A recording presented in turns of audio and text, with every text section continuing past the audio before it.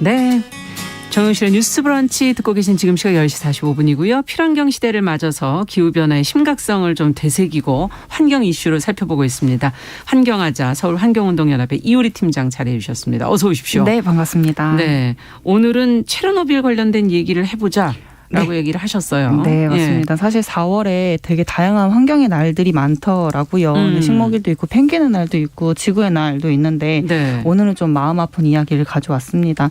4월 26일 어제였는데요. 어제가 바로 체르노빌 원전 사고가 일어난 지 35년이 되는 해였습니다.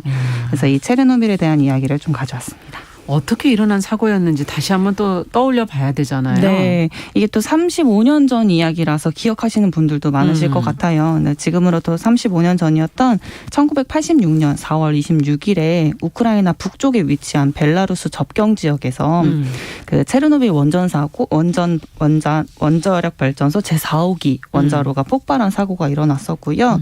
당시 사고가 원자력 발전소를 운영하는 데 있어서 테스트를 하는 과정에서 일어난 사고였어가지고 문제가 또 심각했었고 이 테스트가 또 안전 규정을 위반하면서까지 무리하게 진행을 했던 테스트였었거든요.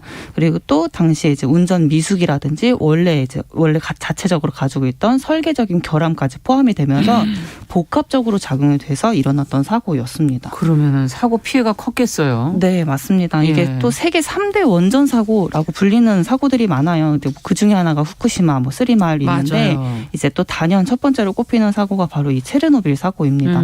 대부분 기억을 하고 계실 거예요. 기억이 나요. 그 장면이 뉴스에서 봤던. 네, 저도 이게 아주 어릴 때는 아니기 때문에. 네. 또 이게 또 그만큼 위험했고 피해가 심각했다라는 뜻일 것 같아요. 이 당시에 이제 화학 반응이라든지 높은 증기압 같은 걸로 연달아 폭발이 일어났었고 화재도 일어나고 또 이런 폭발로 인해서 원자로를 가둬놨던 지붕이 원자로를 원래 이제 항상 경납되어 있어야 되거든요. 그렇죠. 가둬놔야 되잖아요. 그럼요. 근데 이 경납 건물이 지붕이 폭발이 날아가 버린 거예요. 그러면서 이제 이 안에 감싸져 있던 원자로 이런 고농도 방사능을 내뿜는 물질들이 갇히지 않고 그냥 나와버린 거예요. 네, 완전히. 맞습니다. 지붕이랑 함께 막 날아가 버려가지고 또 이게 문제가 됐었던 게 이게 화재가 심하게 나가지고 이 화재를 진압하려던 과정에서 나왔던 소방관들이 안전장비를 미처 하지 못하고 왔던 거예요. 그러니까 사실상 35년 전에 원전 관리 체계가 잘못되어 있다라고 보여지는 게 당시에 소방관들이 원전 사고가 어떻게 위험하고 이 고농도 방사능이 누출됐다라는 것을 알았다면 그렇게는 안 갔겠죠. 안전 장비를 했을 텐데 그조차도 알지 못했고 그에 대한 안전 규정도 없었을 뿐더러 이래서 이런 소방관 상당수가 고농도 방사능에 노출된 그런 사건들로 이어졌었습니다. 그 마을 사람들도 마찬가지일 거고. 네, 맞습니다. 주변 지역 사람들도 마찬가지였고 이게 또 발전소와 가까웠던 지역인 벨라루스나 우크라이나, 러시아 일부 지역 이런 게 심하게 오염되기도 했는데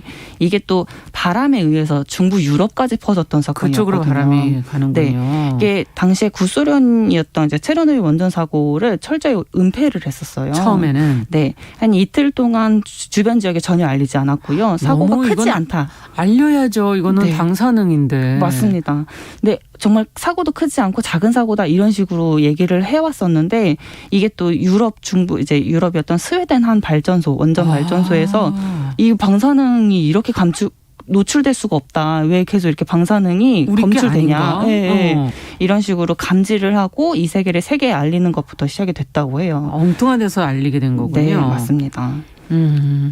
몇 명이나 그런 방사능에 오염이 됐을까요? 이게 이제 말씀드렸던 것처럼 계속 철저히 은폐되었고 당시 이제 원전 사고가 원전 사고이지만 미미했다라고 계속 그렇게 인정을 하고 있어가지고 정확하게 집계된 숫자가 없더라고요. 정확하게. 그마저도 추정치일 뿐일 거고 주변에 있던 전문가들이 이 정도의 오염이 되었을 것이다라고 추정이 되고 있어서 더 위험한 사건이기도 했었죠. 그랬군요. 네. 지금 35년 지났다는 얘기를 이제 해주셨는데 지금도 그 피해로부터 완전히 벗어날 수는 없는 거잖아요. 네, 맞습니다. 아직도 봉쇄 조치가 이루어지고 있는 상태이고요. 인근 지역이 아직도 방사능 오염에 시달리고 있습니다.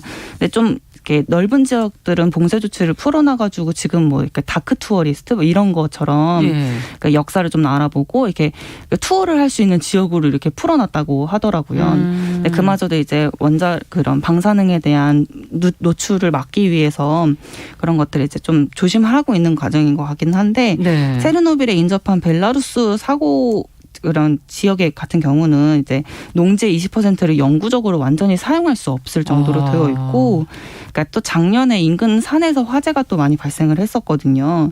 네, 산에 원래 묻어있던 이런 방사능 물질들이 바람을 타고 기체 공기 중으로 날아갈 것이라는 위험도가 있다라는 것도 이렇게 그런 일들도 발생했었습니다. 네.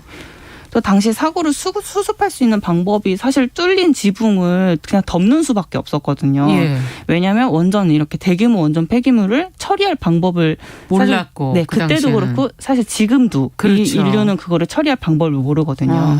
그래서 지금 그 지붕을 그냥 콘크리트로 덮는 수밖에 없었고, 이 86년도에 사고를 수습하면서 덮었던 이 석관이 안에서부터 계속 뭐 이렇게 고열로 인해서 녹거나 또는 석관이 훼손되고 이런 경우가 있어가지고 이 수명이 사실 30년밖에 되지 않아요. 그럼 그때 30년마다. 덮어놓은 게 얼마 전에 또 그럼 교체했겠네요. 네, 맞습니다. 2016년에 새로운 석관을 또 덮어놓은 상태이고 또 후에 30년 후에는 또다시 새로운 석관을 덮어야 되는 상황인 거죠. 그런 식으로 계속 이렇게 덮어두고 있는 상태예요. 그냥 덮어두고 있는 상태다. 네, 맞습니다. 네. 갑자기 후쿠시마 오염수가 또 떠오르기도 하면서 네, 우리가 인류가 이걸 처리하는 거를 모르는군요. 네, 맞습니다. 사실 원전 오염수 같은 경우도 또 좀 이렇게 비용을 많이 들여가지고 오염수를 또 처리할 방법은 있지만 사실 일본 같은 경우는 지금 그걸 비용을 들이지 않겠다는 이런 입장에서 더 욕을 많이 먹고 있는 그런 상황인 거죠.